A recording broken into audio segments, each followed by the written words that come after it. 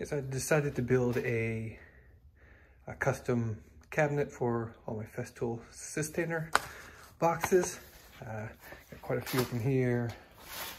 Some more here. You can see it's kind of a mess in my garage. What I decided to do is just put them on these racks. I'm going to show you how to do it. So it's nice so they can pull out. They, as you know, they stack this way, the Systainer boxes. But if you're trying to, it's not very functional if you're trying to get some down here and you got to take all these off and open the box. So it's a little bit nicer to have them on these rails.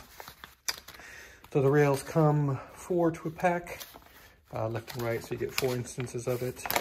And yeah, I'll leave it up to you. There's plenty of functions to build a bench however you want, or I'm sorry, the cabinet that they go into, however tall, wide. I've got enough here that I have 2. And here are the instructions for it. So if you're doing the medium, which is just kind of the regular ones like I have, they need to be 418 millimeters width. You can see, I mean, if you want to be that specific, you can get that, or it's just a little bit under 4.5. So you would see it would be 3264. So you can do it a little bit under. I actually went out and bought this Stanley tape measure, just because it has millimeter and imperial measurements on it, just because I wanted to get it closer there. But all you do is, again, that make sure your cabinet width is 418 millimeters or just under 16.5. It's like 16.45 or something like that. So if you want, there's a little bit of play in them. So you can actually see they slide back and forth, and this is the correct 418. I think I got it 417 millimeters or something, but you can see there's a little bit of play, and I've seen some other videos where you can fudge it maybe 16.5. I would get it just under though, as close as you can. So you see, I mean, that's really all it is. It's that, and then they want 13 millimeters. So you can see that's just over 1/2 inch. So if you went 1/2 inch, I'm sure you would be fine. I actually did a little bit less, just because I happen to have blocks around. I didn't have good 1/2 inch. I had 3/8 and it worked out fine. So you can actually see that's a 3-inch gap from the top of the box to the rail, and the rail sits all but flush, I can see. So that whatever distance you get is sufficient. Maybe, and it's enough. As I open it, I don't see it hitting at all. Maybe it's really only just a little bit of travel there that gets caused. And then, I mean, even the opening it up, it's not even close to hitting. So 3/8 was fine for me. I actually wanted that because it ended up fitting just right to the top to the bottom with the what I had. So that was what I picked. I also mounted it.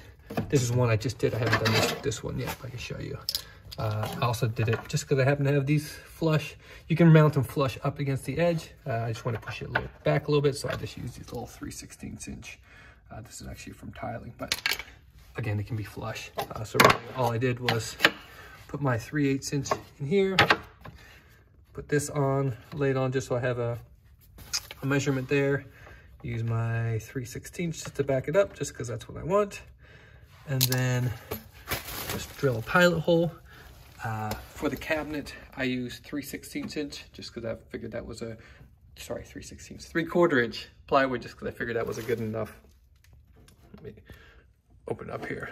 3/4 just because that was give it sturdy enough, and then enough depth. And then I'm just using 3/4 inch screws, so they're not gonna, you know, that they'll be out this way a little bit, so they won't protrude on either side. And it seemed to work out here. I didn't get any. I actually went with this, I think it was a red oak. Yeah, it was like a red oak plywood, just so it looked a little bit nicer. Again, cabinet however you want to, whatever strength you want.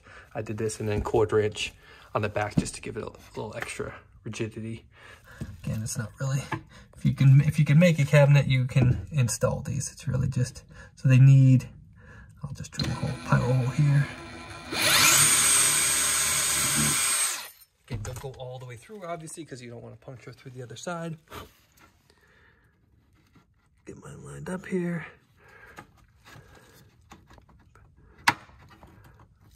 All right, so the way I did it, so it needs, and they need 4 screws. So I ended up doing just 2 for when I tested out over the side. I just did 2 just to make sure the spacing was okay, and then go back and do all 4 of them.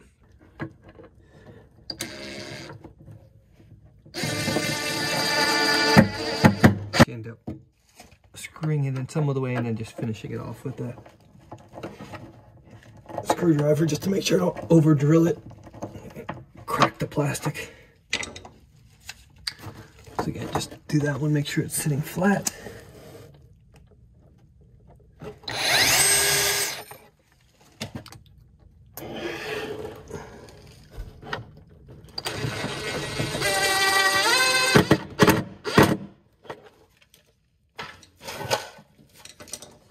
You can't see with the drilling, but all right, get this one in flush.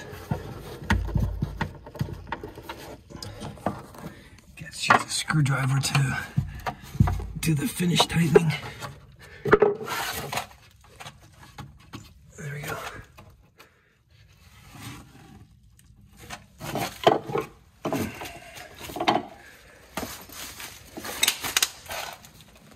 And this one I have the router.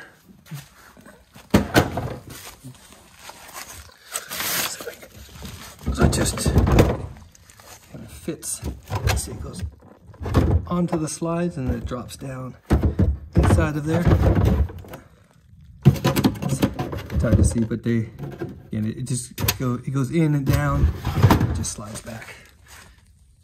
And that's it. And then it locks into place right now. And to get it out, same thing, these larger ones don't have the pull-out handle, but they have the lift handle. Just lift up slightly, slides out.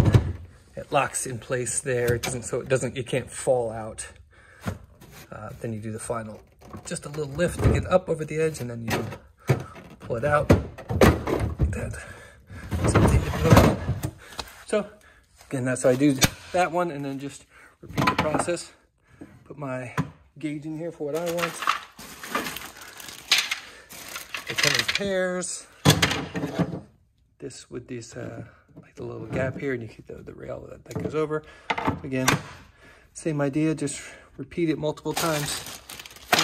So the way I did it was I laid out all the boxes, and then not laying them in here because you want that gap below the feet, but I kind of pushed over to each side so that the feet were sitting again on top, not recessed in there, and it kind of went up, and then added the so I saw where it sat, the top that I had, and then added, again, I'm using 3/8 inch, and then added that gap to the amount I had to see how I would lay it out. So you can adjust however you want. So I'm going to finish off these, and then I'll show you when it's done.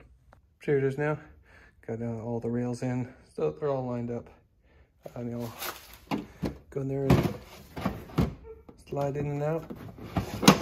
Good enough. It doesn't have to be perfect. You know, I found there's, as long as you get enough space in there, then you're sufficient. And getting the screws, once you put 4 in there, should be plenty. So again, I use 3/4, so I think it's 18 mil wood, and then 18 millimeter screws, so that little gap enough that it doesn't protrude through.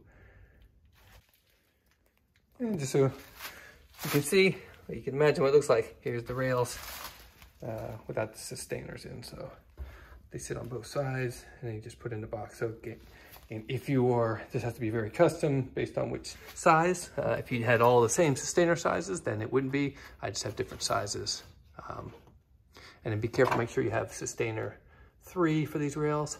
Actually ended up, this is the sanding discs for the 125 mil, the 5-inch, and it came in the Syslok, which did not have the rails on it. So you have to look for these, make sure you have these sliding rails on the side of the box. Otherwise they won't slide in. The Syslok did not have that, it just has the feet where it locks.